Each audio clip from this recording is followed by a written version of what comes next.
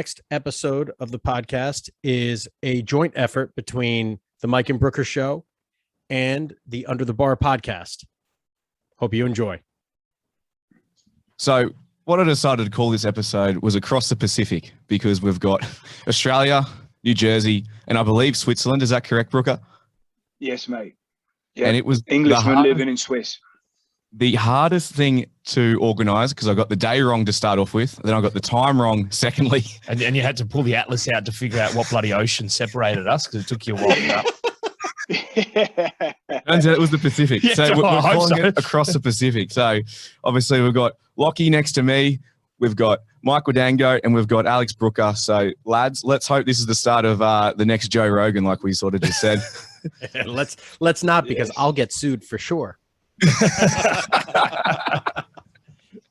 So for those that don't know the two lads we've got here, Mike was on last week, so you can go back to episode 38. It was an absolute cracker of a chat. And we've got his co-host of the Mike and Brooker Show, Brooker, on. So Brooker, if you want to just give our audience a little bit of context and give your elevator pitch of your career essentially in about 30 seconds while you drink your mate, no worries. No worries. So I'm an Englishman. I studied at Loughborough, where I did my bachelor's. I then did a master's degree at Australian Catholic, where the same with Lachlan over there. I moved over to Swiss. I took a short, quick job for one summer that ended up turning into being 4 years. I spent 3 years traveling, in 2 of those years on a motorbike all through South America. And then I ended up randomly coming back to Swiss, and then I ended up staying here. And now I've ran my own business in Switzerland, private coaching athletes here. I do mostly skiers, ice hockey players. I've got boxers, MMA. And recently I've mixed a bit more of like S&C and physical therapy work with a bit more to do with self-hypnosis and more performance psychology.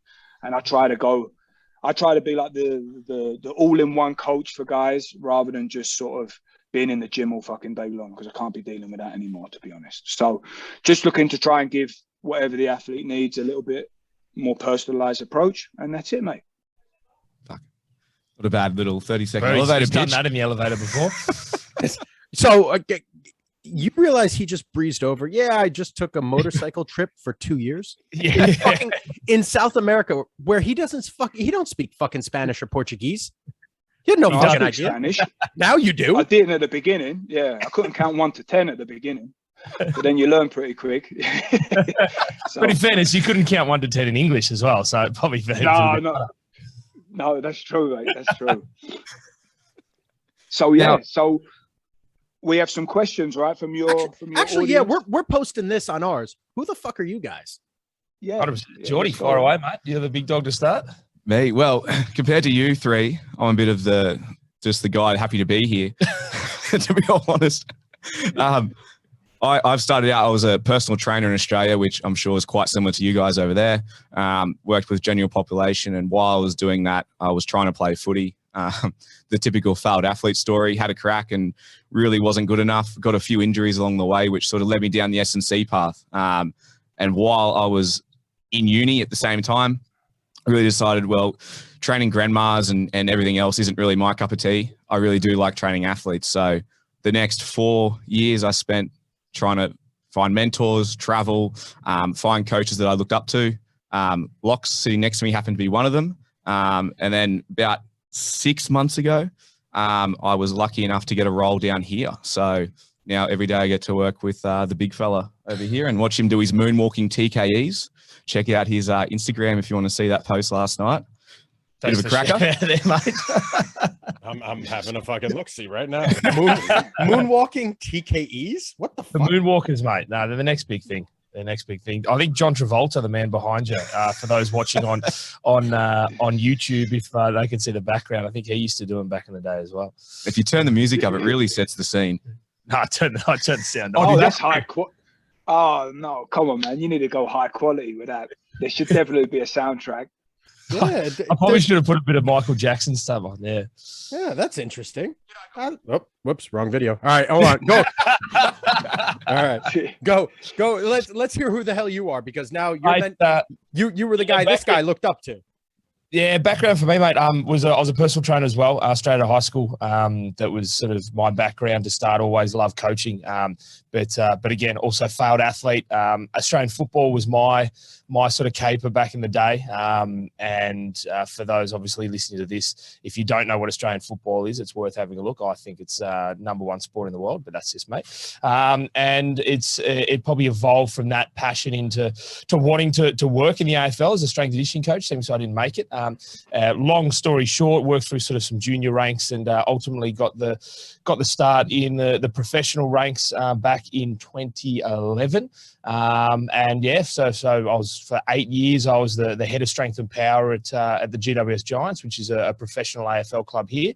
And from that point, sort of got to a stage where I wanted to challenge myself a bit more, and was lucky enough to get the head of performance, a high performance manager role at an NRL club, which was just down the road. So that's rugby league for those playing at home. So I was at Parramatta Eels for 2 years, managing their program there, and probably 2 years prior to going to the Parramatta Eels, I sort of always had that desire that I don't want to be answering to a head coach for the rest of my life. As much as I love pro sport, I was there for a decade. It did make me into the coach I am. I certainly could see myself with kids and a family actually running my own schedule and not having to answer 3 a.m. phone calls about players that have fucked up and they've gone to hospital with things and why they're not going to be at training or why they did this and that. And so it was probably a thing for me. Pushing an external business was always something I was pretty keen on doing.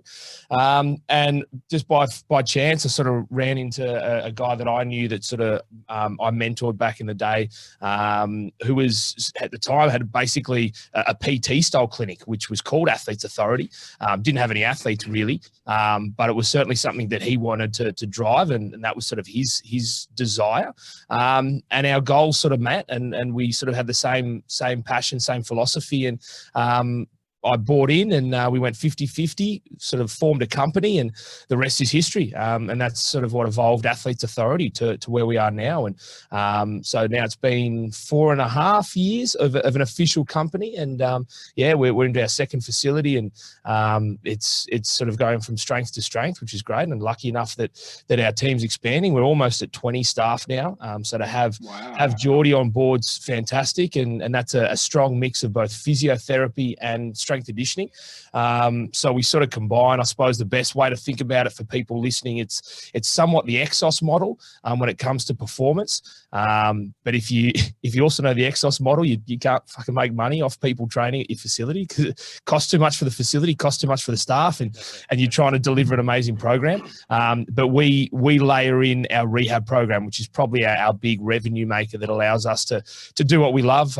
We support our physiotherapists there, and we have a fairly integrated rehab model, which is probably very unique around the world, where like a professional setup, if you do say an ACL, you sign up for a 12-month ACL rehab, and it's a weekly amount that's all inclusive. So it's not I'm going to go see a physical therapist or a physio and pay $130 for the first session, and then I'll see how I go for 2 weeks, and then I come back for a bit of treatment. And then the better they get, the less they actually see people, when they should actually be training harder when they're the back end of that rehab. So that's something that we've really evolved over time, but that's definitely not an elevator pitch. That's a bit of a ramble from me, but hopefully you get the point. Now you answer my calls. That's impressive. Yeah, exactly. I was going to say, oh, fuck. It's impressive. Yeah. So for those of you listening, not only do they have a real live podcast, but they also have a real live gym, unlike both Brooker and I. They have a nice podcast studio. They got all the fucking equipment. Brooker and I are lucky to have microphones. And then when it comes to a gym, they got 20 fucking employees over in that motherfucker. Holy shit. You guys, are where is it? So in Sydney, or Australia. Yeah. Okay. So it's a place called Artarmon, which is which is sort of I don't even know how to describe across it the bridge, but it's about 10 minutes from the city. It's sort of that last industrial zone that's actually near suburbs. Australia at the moment, Sydney in particular, is absolutely synonymous with just knocking down anything they can find to throw high-rise residential. The density and cost of living here in Sydney is just astronomical. But we are in a very, very nice place where it's still industrial, so we've still got a really good size gym, but it's a stone's throw from the city, from a lot of private schools. Obviously, we have a fair amount of private school kids that come through our programs, parents wanting them to be the next big thing, which is great. They're driven and stuff, but it's a really good location for us. So what kind of athletes are you working with? Because you've got so many rugby clubs there in Sydney. What are you like? Who are you training? Because I guess the pro guys have to be with the teams, and I guess they don't get to just go out and train with just anybody. So who are your athletes? Yeah, to be honest, a little bit what Mike spoke about on the last podcast, mate. Like, if you want to make money from pro athletes, you're absolutely kidding yourself. Like, you don't train them enough, typically, especially in Australia. Our off seasons are far shorter, and in a pure genius play by our government, all of our major sports play at the same time. So, in the US, you've got ice hockey to NBA to NFL, and then Major League Baseball, which their off seasons aren't always at the same time. So if you're in a private facility, you can kind of roll and have different athletes of different sports. Here, all of our major sports, we've got rugby league, rugby union, AFL, soccer, and to an extent netball from that standpoint, and they all pretty much occur at a similar time. So their off seasons are like 6 weeks, 8 weeks. So they're short off seasons as well. So let's be honest, they're drunk for about 4 weeks of that off season. Then they think, geez, I better get back to it. So they then just go and run for another 2 weeks, and then they're done. So you don't make money off it. But we have a number of semi-professional. So in Australia, again, I'm not sure what the US culture's like there around a lot of the female sports, but our women's sports here are semi-professional. So most of them get, it's building, but they get 6-month contracts. So a lot of our soccer girls, our basketball girls, AFL girls, rugby girls as well, will get given 6-month contracts. So they get a taste of what professionalism's like. But then for 6 months, they're just floating. They've got no one to help them or anything like that. So we get a large amount of semi-professionals that come through, which we look after. But a lot of our stuff is the amateur ranks, those teenagers trying to get the next contract, the fringe players. We do have a couple of people that come here for off seasons to try and progress where they are to hopefully get a contract the following year. But most of our athletes are the unsupported sports like track and field. Like they get pennies thrown at them. That's about it. So when it comes to track and field support, obviously we help them out, but most of it is at semi-professional to amateur ranks. So you left the professional realm to go work in the private because you thought it would give you more time. How did that work out? You have way more time now, or no? So initially, no. And I've fucking rolled into the private sector and then rolled into first COVID lockdown, then second COVID lockdown. So mate, right. I forgot. You got butt fucked right away. I started November of 2019 or December of 2019. So to give you a bit of a lay of the land, I literally started. I had 2 head coaches at the time that were gonna, the whole idea, as a manager, I'll support them. They can do most of the heavy lifting, and I'll come in and lead them and support them. So I came in November, and both of those coaches got headhunted or left by January. So I was literally the only coach. So there was a period where literally I did every session, morning and night, was just on the floor the whole time, which was great. Like, don't get me wrong, it was a good way to just throw yourself into the company. But then COVID rolled around. We were locked down. We were balancing a whole heap of things, trying to get that functioning. So we kept our staff very lean to make sure that we didn't overextend ourselves. But long story short, as I said, we've evolved significantly. We've added some really good athletes. We've built some very good systems. Our next task is to open up facilities in other cities. And the only way to do that is to make sure what we do here doesn't need me. because if I'm doing things here, then it means if we open a facility in Melbourne, I've got to be there. If we open a facility in Brisbane, I've got to be there. And that's an absolute useless business model if I've got to be in all these states. So probably the past 3 months, mate, it has been phenomenal to see, but I've done very little when it comes to the service of the facility. Everything that I do is with my business partner, Karl, at the moment, which is more the bigger picture things at the current time, which has been great. But when it comes to the coaching, mate, I could go away for 3 weeks tomorrow, and I'd be shocked if any of our coaching systems, structures, service to athletes would change at all. That's fantastic. Which is very lucky at the moment, yeah. Which gets me a little bit antsy because I do love coaching, so it's been very tough to do that. But it's just, in the future, hopefully get back to coaching. But at the moment, it'll give us a false positive if I'm filling in gaps, jumping on the floor, taking on athletes, because clearly the model's not working. So we've got to make sure that it's robust before we repeat it in other cities. This is how you need to be working on it. Yeah. On the business, not in the business. 100%. Yeah. This is how you build something to sell. That's how it's done. If you came to my gym, you would vomit. You would because I mean, I don't run a business. I'm such a fucking slapdick when it comes to any kind of business stuff.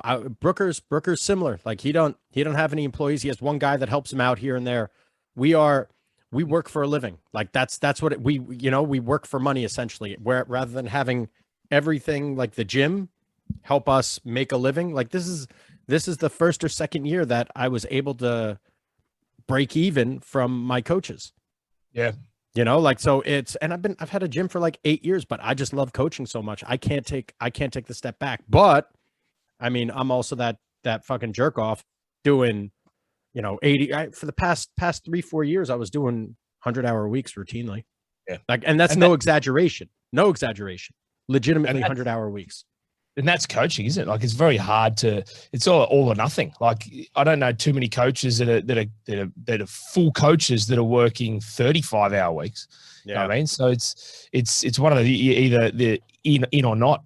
Coach Jordi's in a bit of a unique role with coaching at the moment, where he does get to balance the coaching on the floor, so he still gets the athlete time, the connection there, the programming, but he's also got the business passion as well. So we've allocated him a number of tasks, like things like this, like the podcast and stuff like that, where it manages to satisfy probably the two areas that he loves, which is the coaching, but also that business development side. So I think, to be honest, you're probably one of the few that has that unique ability to be able to shift across both, which is really good.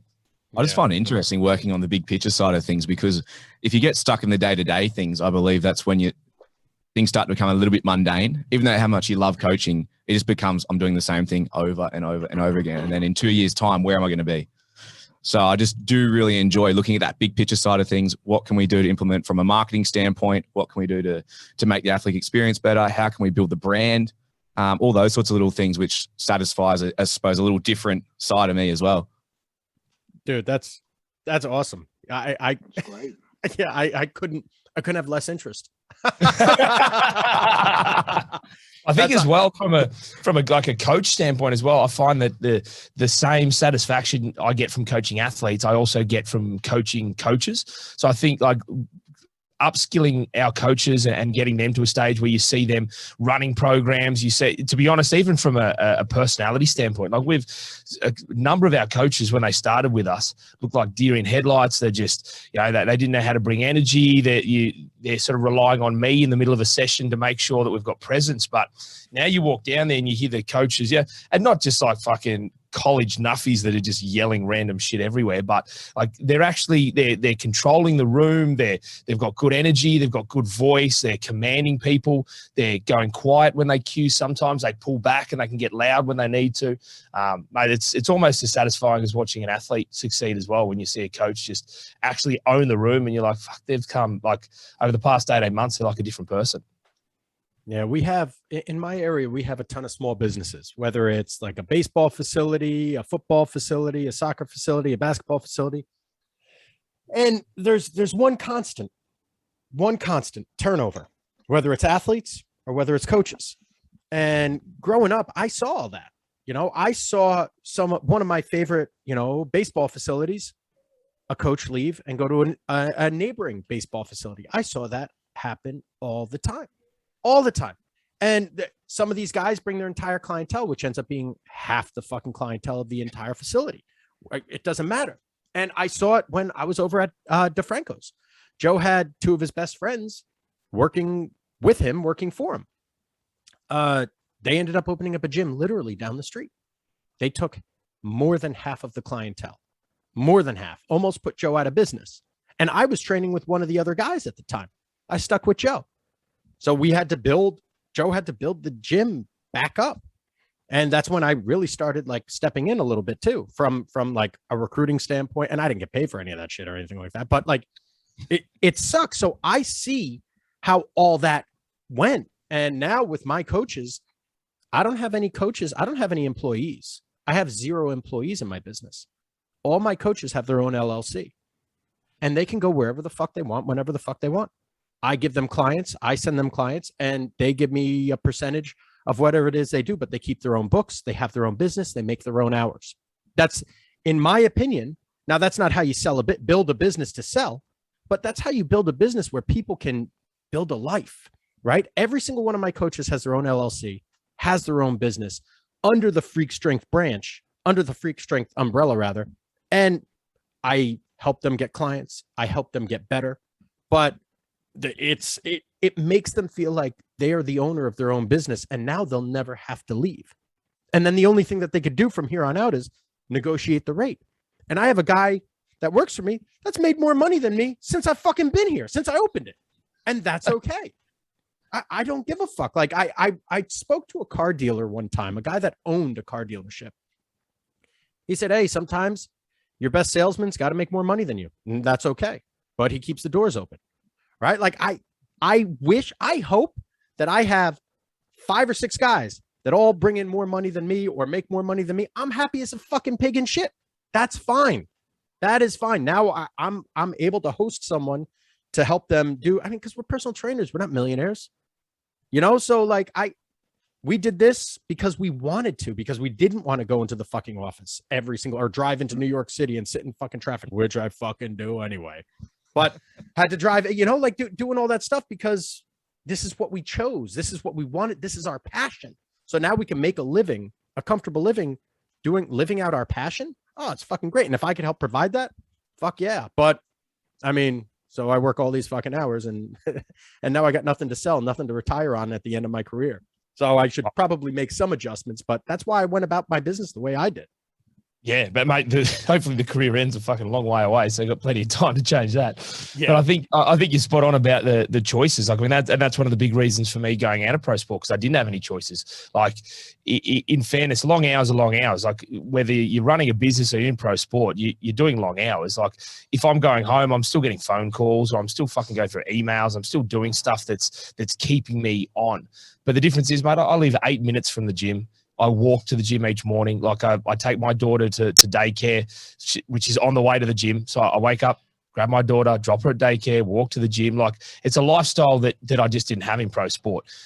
Pro sport, you up at 4 a.m. to drive down the bloody highway that costs you, here, $19 each way in tolls. And you then, you're at the mercy of a head coach. Head coach is in a bad mood. You cop it, especially in my previous role, like a head of performance. You're just a bulletproof vest for all your other staff. It's you cop the brunt of everyone's anger, and then you have to then translate this calm and collected sort of information to all your staff for them to continue their jobs like everything's fun and dandy, and then you go back and cop more bullets, and you're just that middleman.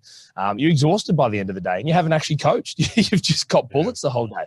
So I'm like, if we're going to do that, I might as well actually try and create something and make some money for myself, because it's not like I get paid per bullet.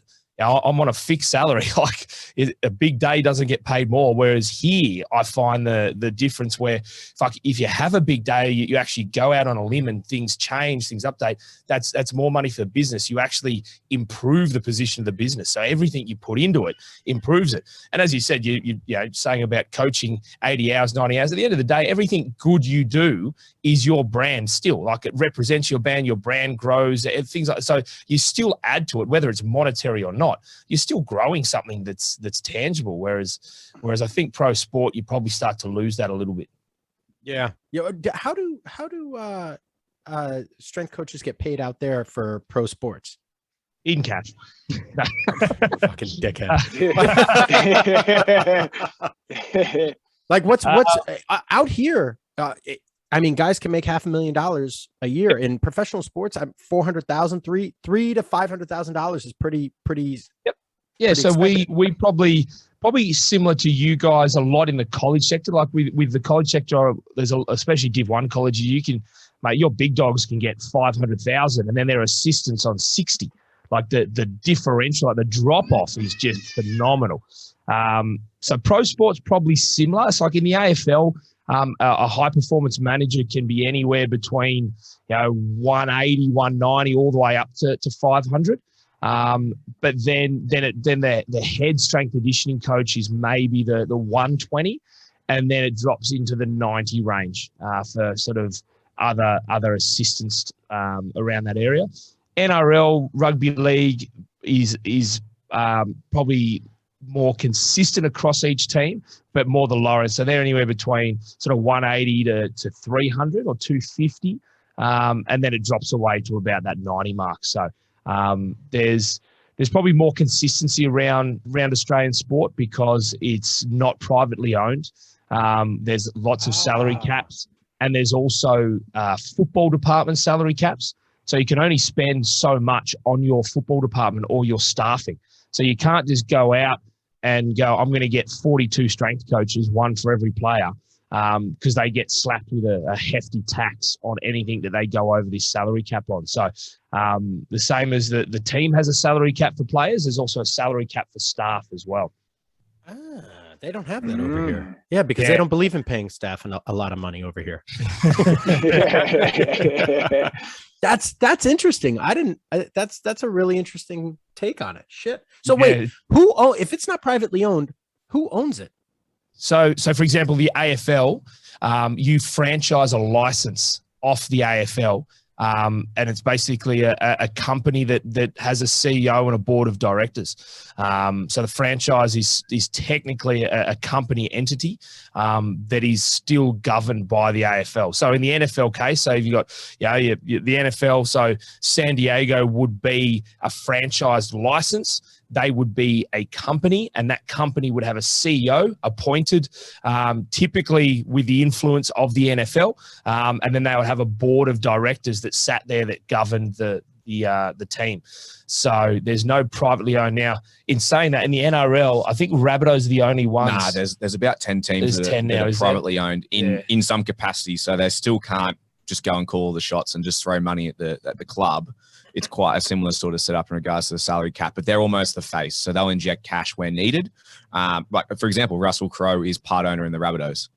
So he's not purely funding the Rabbitohs by any means, but again, he sits on the board of directors, makes all the decisions in regards to where the club goes and things like that.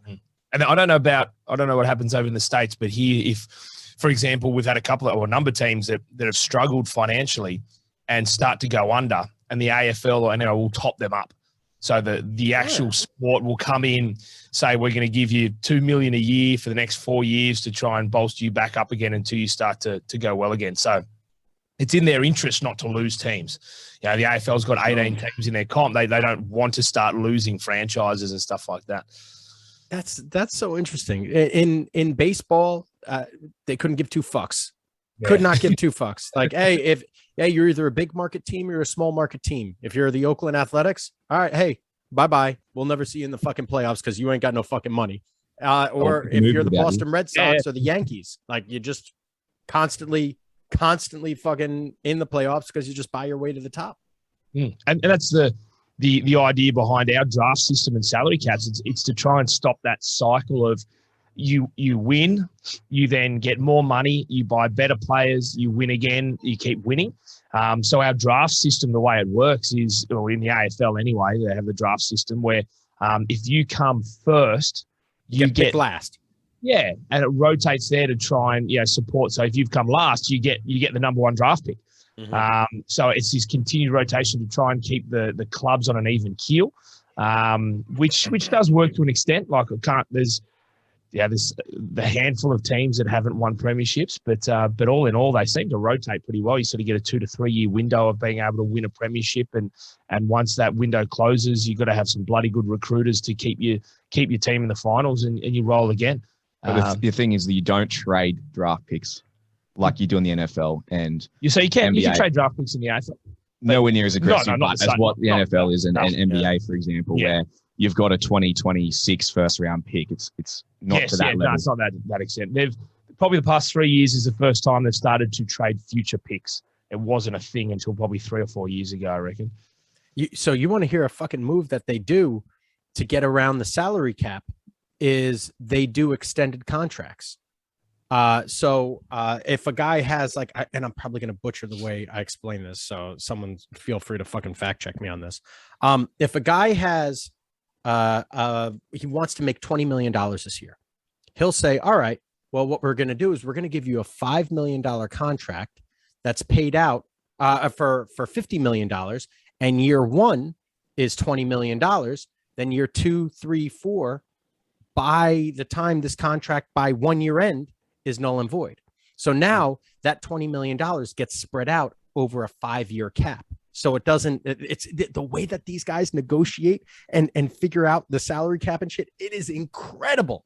It is so cool. I fucking love how they do that, but they just, magicians at weaseling their way around systems. It's so fucking wild. Do the same here. Yeah, do the same here. You do a big, especially in the Giants who I work for as a startup club. So I was there for the first ever year.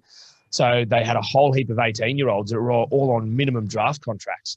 So then to attract big marquee players, obviously for us over here, like $1 million a year is a big amount in sport. It's obviously not even touching the iceberg there. That's minimum. Yeah, exactly.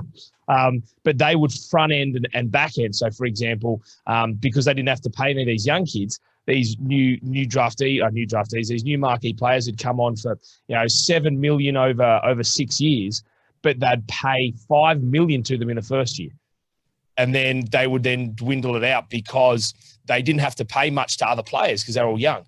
And then as they got older, they then paid more and more. And it happens all the time. They front end, back end, which is why sometimes it fucks up and they get done for going over the salary cap. We've had the Melbourne Storm here in the NRL got done for going over the salary cap for a number of years and lost three premierships. Yeah, they won the comp for 3 out of the 4 years they won the comp. They actually went back and stripped them of the comp. Yeah. So say in 2008, no one actually won the premiership that year. Yeah, it's just a star. Yeah, it's just an empty. It'd be like fucking the Patriots getting stripped of like 3 Super Bowls. Just get removed and there's just a little star next to the year. Fucking weird. They won, but they technically didn't win on the trophy. Yeah. Fucking Aussies, man. Everyone's driving around their utes, mate. It's a different world. The Ute. Yeah. So have we answered any questions that we've gotten so far? No, Lockie's still on his elevator going up. It's a high rise, mate. Well, after your high performance role and what you just said that you got paid, well, it's still be going. Yeah. Thanks, boss.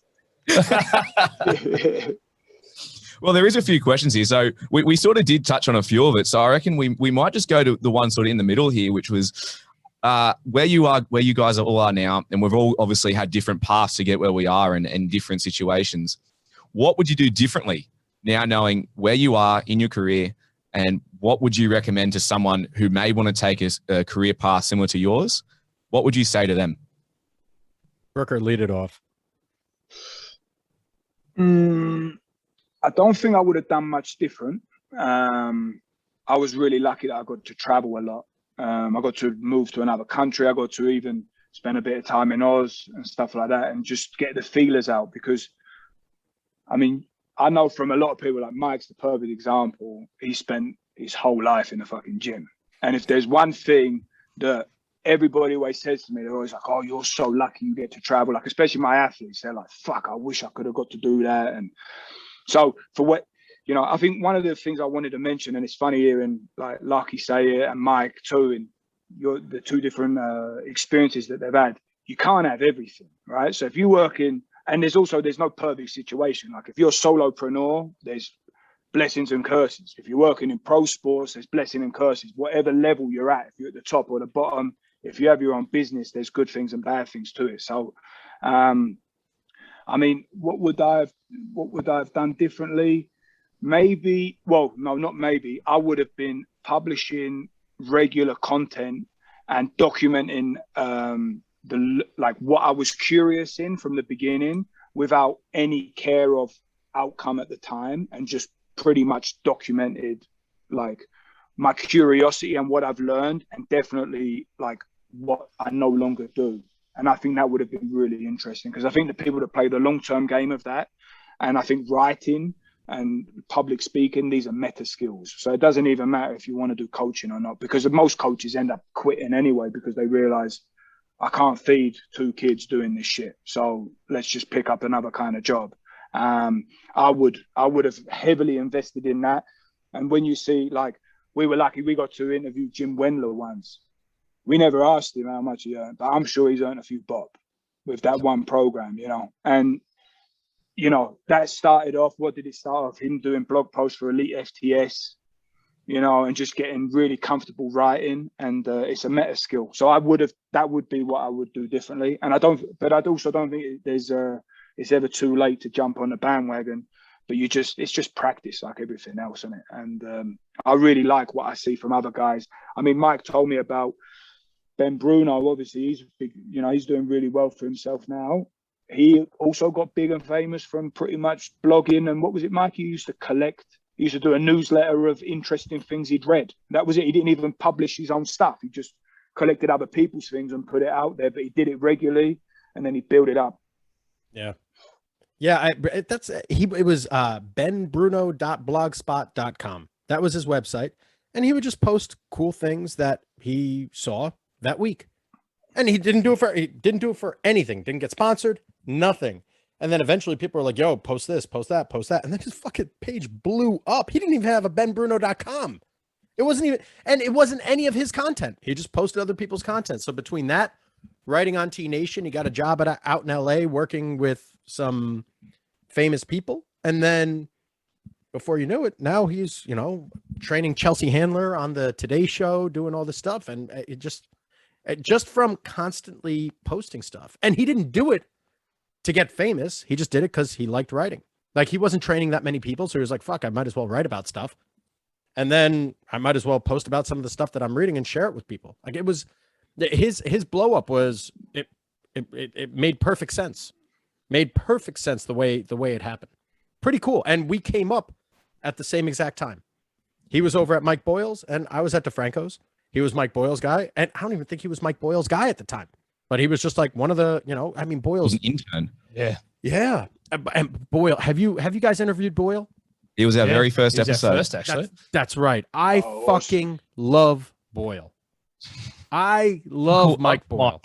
Uncle Mike. That's right. Yeah. Fucking Uncle. I love Uncle Mike. He is fucking, we had him on our podcast. He crushes it in every aspect of fucking life. Dude, that guy, holy shit. Wait, he's got a business that generates millions. Like he's got 2 gyms that generate millions. And then he's flipped 40 plus houses in his life, is what he told us. What? Holy, if I could do it all fucking different, I'd fucking intern with Boyle, learn how to run a business and do all that shit. That's what I fucking do. No, but first and foremost, what I would do different, I would have put $1,000 into fucking Shiba last year in fucking January. I'd be sitting pretty. I wouldn't be doing this fucking podcast.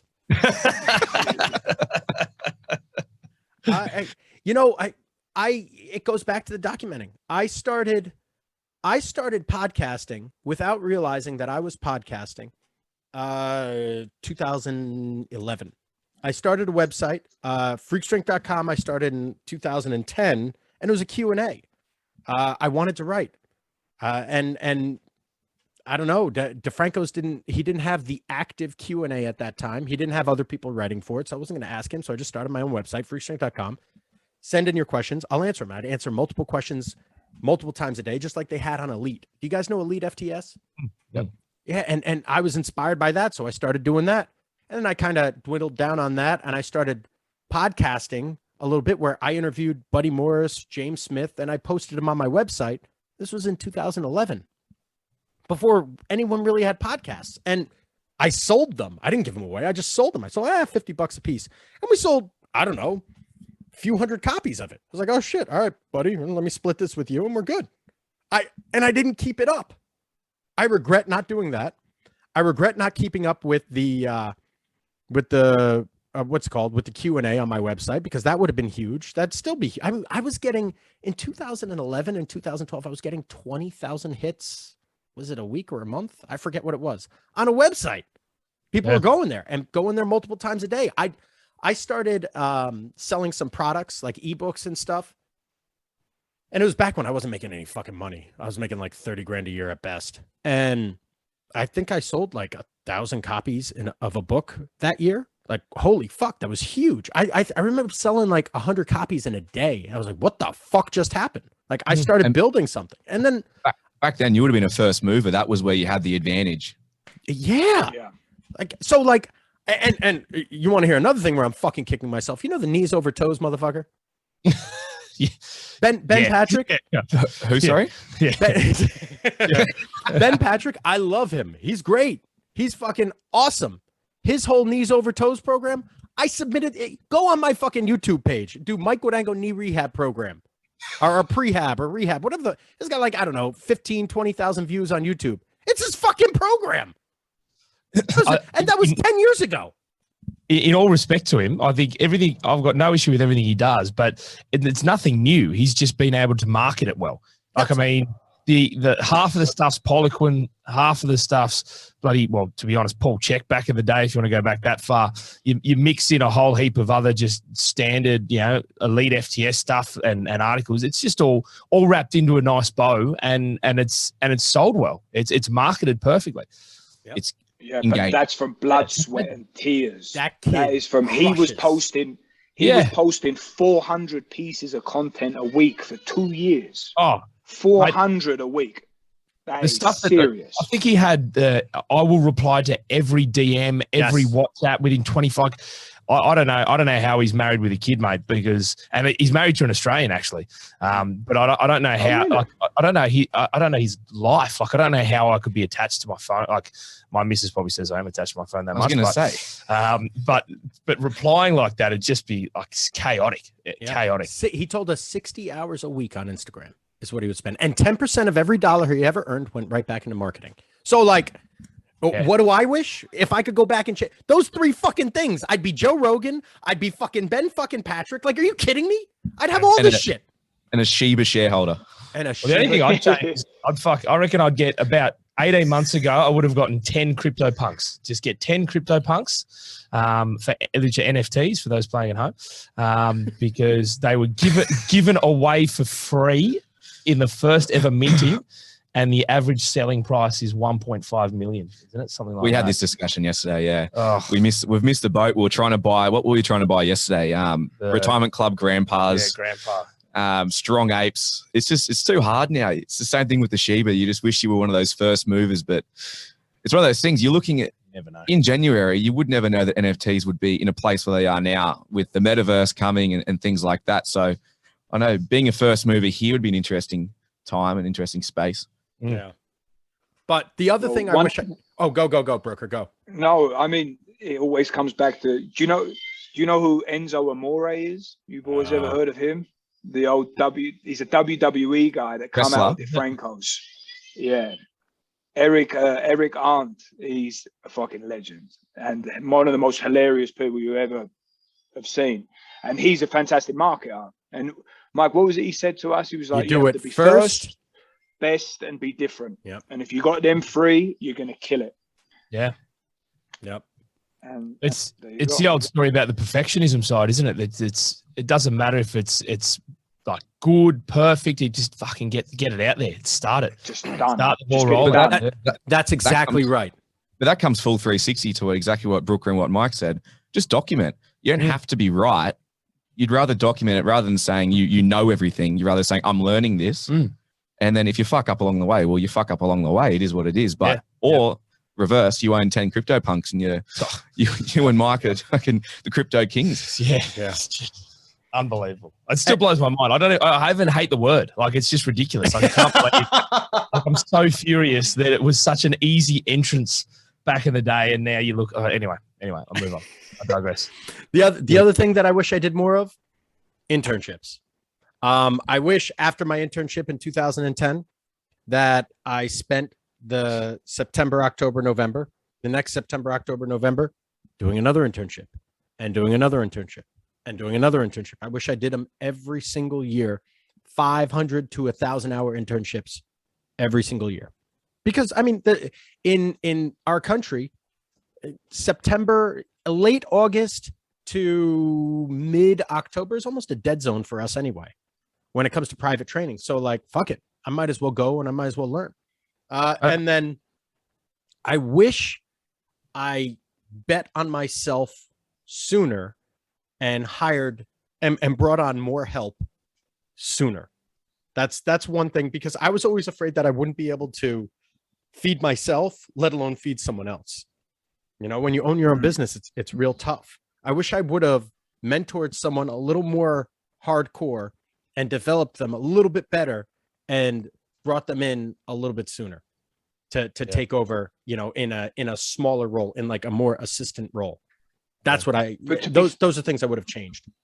But to be fair to you, and also fair to myself, and I'm sure probably fair to you boys too, when we first started off, we were like, yeah, I just want to be fulfilled. I just want to be able to coach some athletes. I want to be able to feed myself. I mean, when you're a young guy, you don't really need much, really, do you? And you're loving what you're doing. So, I mean, I remember me and Mike used to always say, yeah, look, I'm not a business guy. I don't really want to do this. I don't want it to be about the money. I want it to be about, and you have this idea about that fulfillment is going to sort of feed you. And then you get older and you realize actually that's not quite the case, is it? And the other thing I wanted to point out too about what you said about the internships is it's important to learn, and it's good to see and hear from people like what they do and what they don't do and why. But more important for me is like who you know is everything. Like who you can text on your phone, like your network is the most important thing. It don't matter what industry you're in. If you're friends with the right people, you are sorted for sure, no matter what. If you can text someone, I'm in a bad place, and they can be like, look, here's a few $100,000, don't worry about it, because they're sorted. Or I'm looking for a job. Oh, okay, look, I know these guys here. I'm going to put your name into this. I mean, that is the way that the world works. It's all about who you know.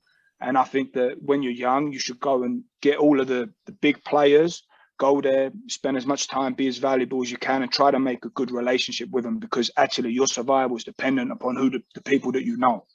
Yeah, I think it's probably to both points that when, like, obviously, Mike, when you were at DeFranco's as an athlete, you see an opportunity that you're molding into the coach. So it's sort of, there's no reason to leave because the opportunity is in front of you.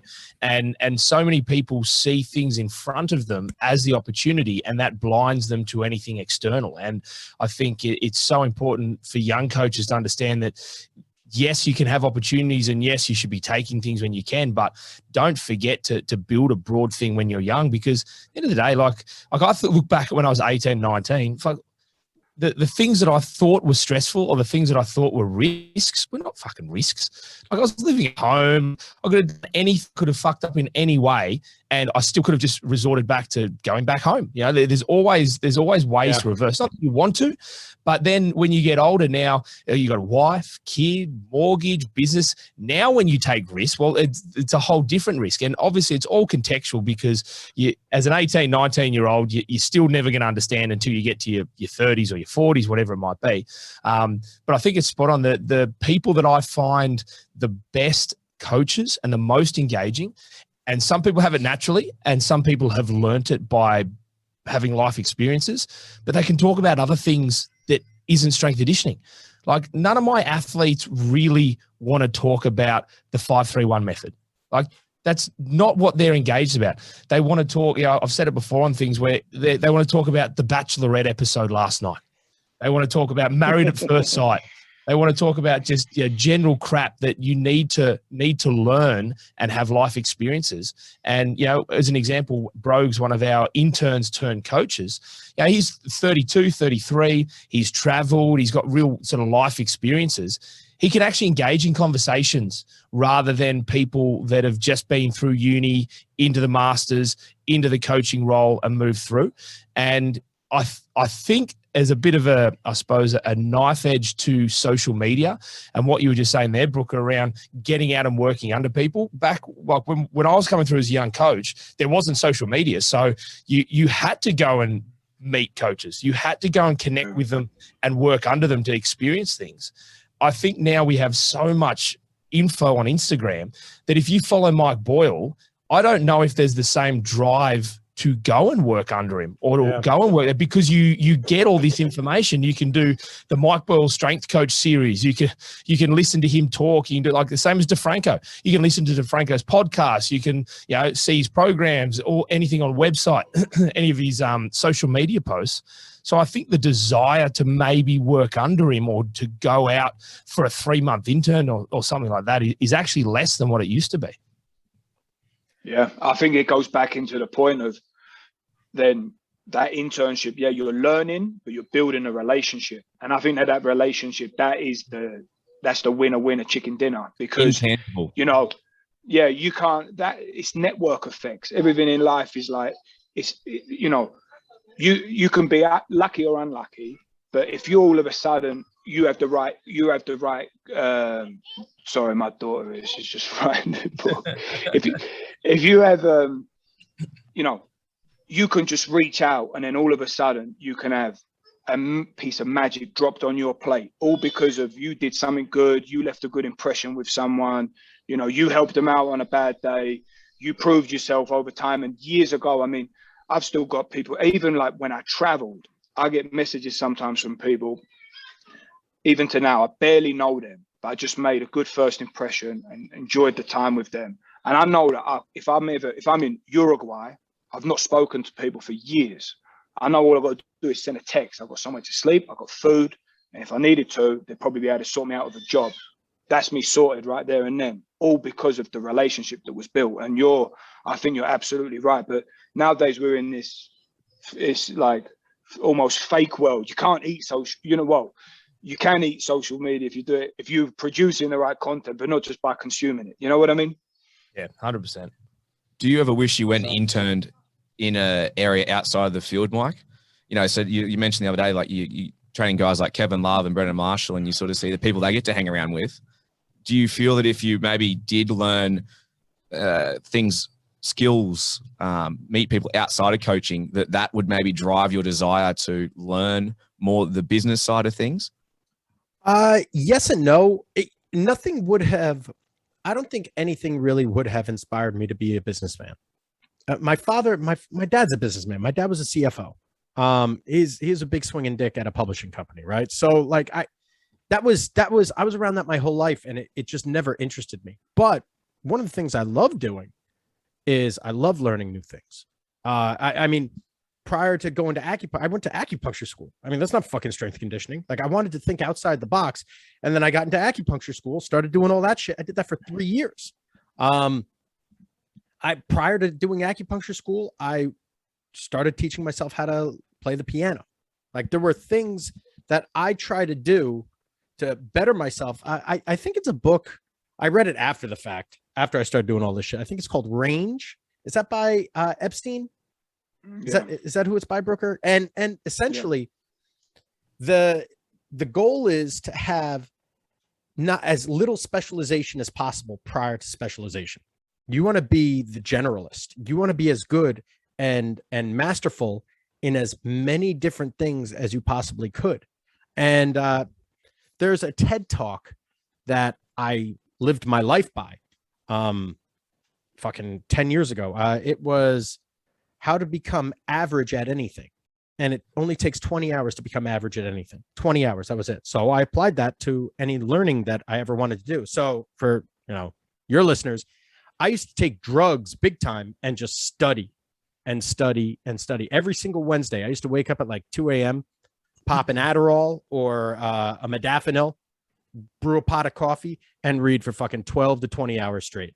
Like no break. Like be a fucking, and schedule my sessions way, way, way later in the day. And that was it. And every single Wednesday I'd just sit there and I'd read.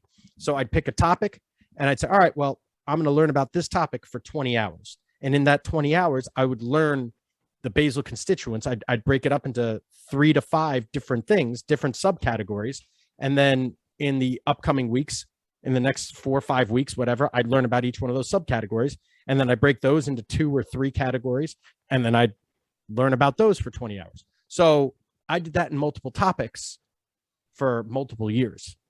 And it expanded my knowledge big time. It didn't matter what the fuck it was about. Most of it was strength conditioning, right? But other things, other topics, it was whatever I wanted to learn about. It was okay.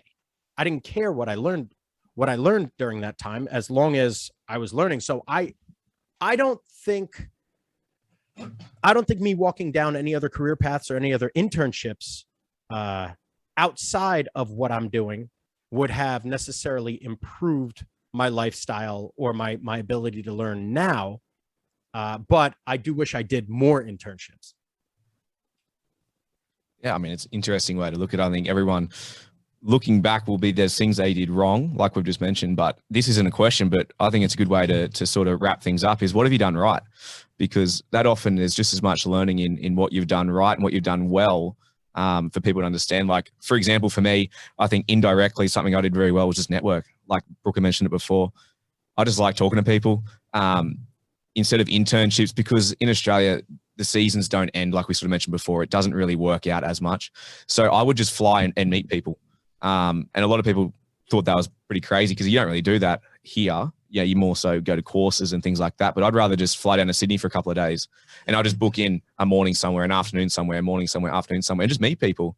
And like you said before, Brooker, I could text someone in Sydney and say, hey, I'm popping down for the weekend. Want to grab a beer? Doesn't have to be about strength conditioning or anything like that. And that for me opened up heaps of doors. You know, it's essentially how I got the role here was through the networks, because on paper, I'm probably below average in regards to strength conditioning, in regards to... In your photos as well, you're below average. There's a bloke with no hair. But I lost my train of thought. I was on fire. I was on fire. But on paper, like, what's going to differentiate you from the bloke next to you or the girl next to you? Because again, on paper, we can all do the same thing. We all go to the same unis. We all get the same degrees. So how can you differentiate yourself from that person? I think that's where the networks and having just good conversational skills, like Locke mentioned before, be able to actually go down and just be able to talk about something completely outside of strength conditioning. And that's why, Mike, I asked you that question, because I was honestly curious whether, for me, if I was around people like Kevin Love, I would be wanting to just leech off everything he says, the networks he has. Why do you have those people? What have they taught you? What could I learn from that person that I can then apply to my situation to hopefully get myself into a better position later on down the track? Locks? Are you asking me, are you? Yeah, I'll look at you. I was looking at everyone else.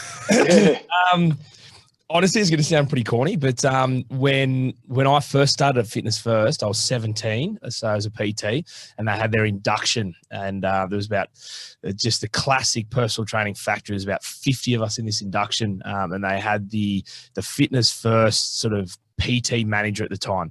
For the life of me, I can't freaking remember his name, so it's going to lose a little bit of oomph without his name, but let's call him Rob. And the manager there at the time said to him, we're talking about, well, how much do you charge, everything like that. And he goes, so why do people come to you, Rob, to do their personal training? And he simply said, as far as I'm concerned, they pay for the Rob experience. And it was a little bit like, fuck, okay, rightio. So a little bit corny then, but I reckon over 5 years from then, it's probably something that's always stuck with me.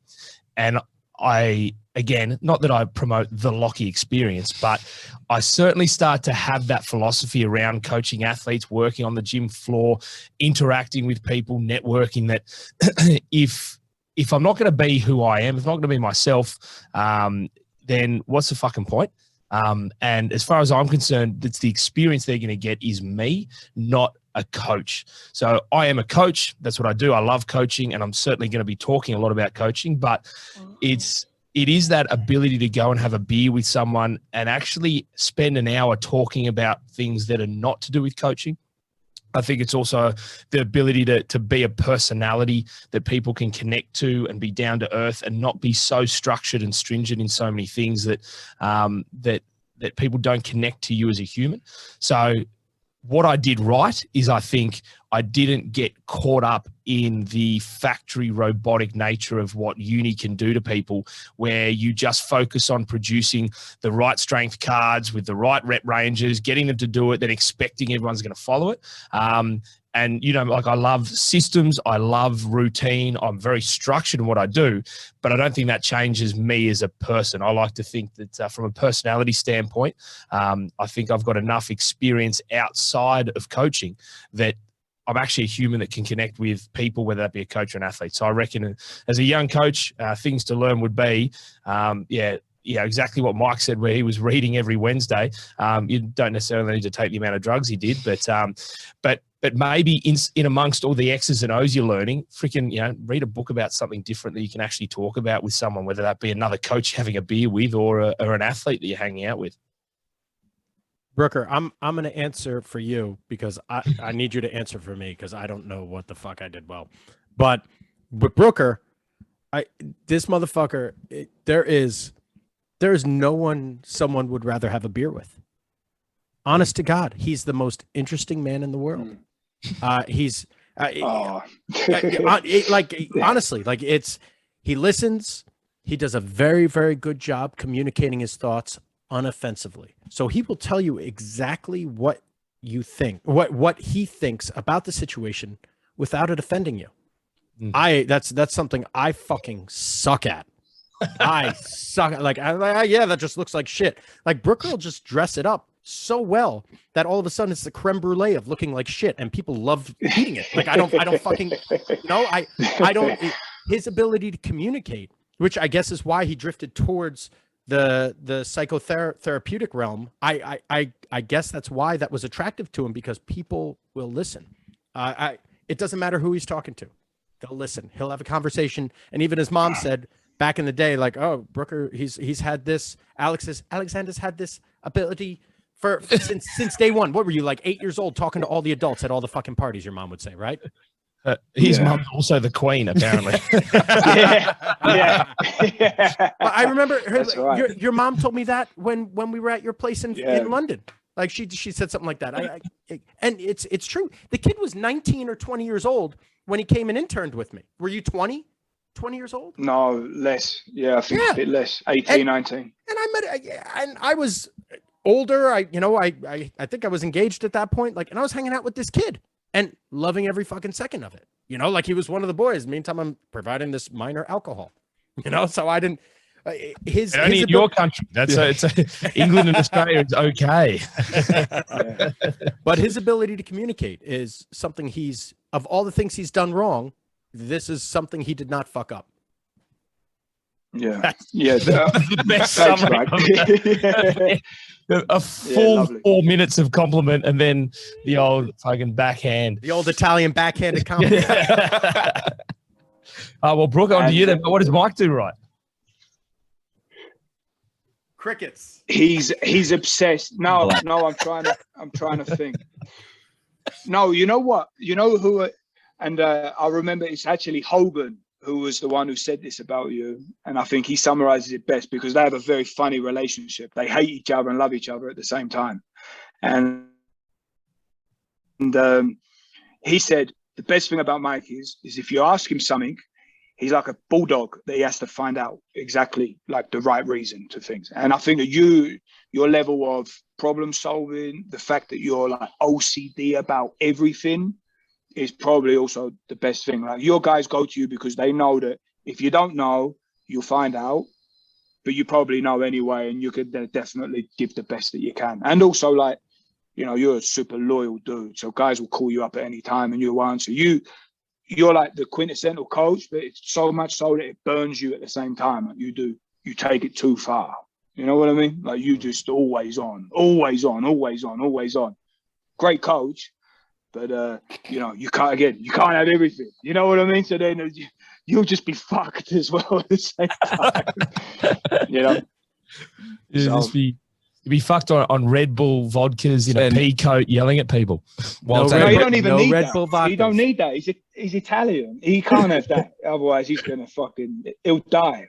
Bro, His ticker will explode. they asked me to It tell will that explode. story on the last podcast. I was literally going to What say the peacoat one. Where It you was get stabbed in the face. Oh. with a fork. I was waiting for Brooker to come back. Which story where you got stabbed in the face? There's a couple of them. Stabbed, no. Punched, yes. Yeah. But you know, Jordi, there was something that you said at the beginning too when you mentioned about Kevin Love. I think this is an important point because a lot of young coaches and also I think people in general, they always think that the top people in the fields, like their heroes, are like, oh, if I get to work with them, you know I've made it, or like that's going to be worth everything. But the truth, I mean, there's that expression, right? Never meet your heroes because you'll be disappointed. And it's not to say that, you know, all these people suck. It's not that, but they're human and they bleed too, you know? And it's like, you think working with pros is the best thing ever, but let me tell you now, it's the biggest pain in the fucking ass that you could ever imagine. And probably, maybe when you get older, Jordi, you'll never know. You might wish, fuck, I wish I should have kept training them grannies, because them grannies would have made me a lot of money. I'll tell you what the grannies did. Inherited some of that money. He stopped training the grannies because their husbands put a ban on it. Well, listen, you know, at one point when I was needing to get myself back going, mate, I was working at an old people's home massaging old people because that was one of the best ways I could be earning cash. So, you know, don't matter where you started, mate. You know, old people, they're a good client, you know. Keep showing up for them, they're going to keep paying you. Brooker would massage the grannies in a thong. He'd be the one in the thong, not the thong. Yeah, they'd just have the towel over him, you know. He'd also put the oil on himself at the start as well, which is really exactly. Well, you know, you can't be using your thumbs all the time, mate. You know, you've got to use the other parts of your body. The old reverse massage. The old body slide. Well, I don't know whether we touched on anything today. I reckon we've touched on everything, mate. Yeah. But no, lads, I think that's a great, what are we called again? Across the Pacific. I think that was a great start to Across the Pacific. And hopefully we can do a few more of these in the future. Oh, let's do it. This has been class. Absolutely. Yeah, I'm game for it, man. So if Jordi can balance 3 time zones, I'm not sure. I was in here 24 hours ago sitting with the mic ready to go. Bro, my alarm went off 6 different times. And I'm like, what the fuck time is my podcast? I don't know what time it is. Big Johnny Travolta's been standing like that for hours. No, lads, really appreciate the time. And let's make this a thing, hey? Love it. Yeah. All Right the on. best, boys. What a good one. Thanks, boys. Cheers, lads.